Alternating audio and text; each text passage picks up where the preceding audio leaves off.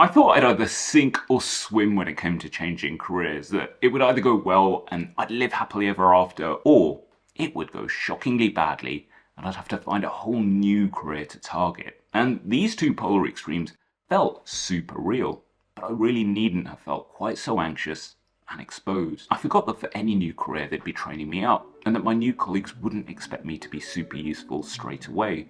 People are generally patient, especially with career changes. And that's what my experience of career change was. An initial spike of anxiety, followed by a period of calming as my new colleagues made space for me to learn. It's less about sink or swim and more about relaxing into a new career and being okay being a learner again. 2. Starting from scratch. The science writer Carl Sagan said that to make apple pie from scratch, first you have to create the universe. And when I switched careers, I thought I'd have to go right back to the beginning as well, but I was dead wrong. I was so focused on what I didn't have from the job descriptions I was looking at, I totally overlooked the stuff I did have, and the 100 or so other things that you just pick up from having worked previously. The ability to write good emails, to know when to speak up, when to ask for help and when not to support colleagues, and hopefully be someone that other people want to work with. My friend, you are not starting from scratch if you're thinking about changing career. You're already around 90% of the way there. I speak to so many people who are standing at the edge of career change, and often it's because they don't want to feel like they're back at square one. But the truth is they never will be. You never will be. It's a game you've already previously played and won. 3. The ways in which I'm lacking will be exposed publicly. People will judge me. I didn't realize how many people, often people I really didn't expect, would be cheering me on in my career change when I announced my intentions. It was a lovely part of the career change process, especially when they shared their own ideas for change.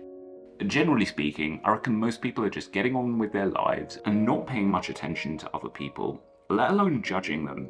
But let's be honest, some do. I can very clearly remember those judgmental voices when I started talking about switching careers, largely driven by family members who couldn't understand me, in their words, jacking in a career considered so prestigious by society. The thing I got wrong is that there were nowhere near as many of those voices as I expected. And 2, I assumed it would be a bad thing, but spoiler alert, it was good to understand how people feel. Generally, their own worldview projected back onto the decision I was making, which helped me take it less personally, but I'll be honest, it still did hurt a little bit. I think Arthur Schopenhauer puts it best. Every person takes the limit of their own field of vision for the limits of the world. And frankly, I stopped taking feedback from people I wouldn't ask advice from a long time ago. It's important not to let those doubting voices attach themselves to any doubt that you might internally hold. It might look like they should be grouped together because they're the same thing, but they are definitely not.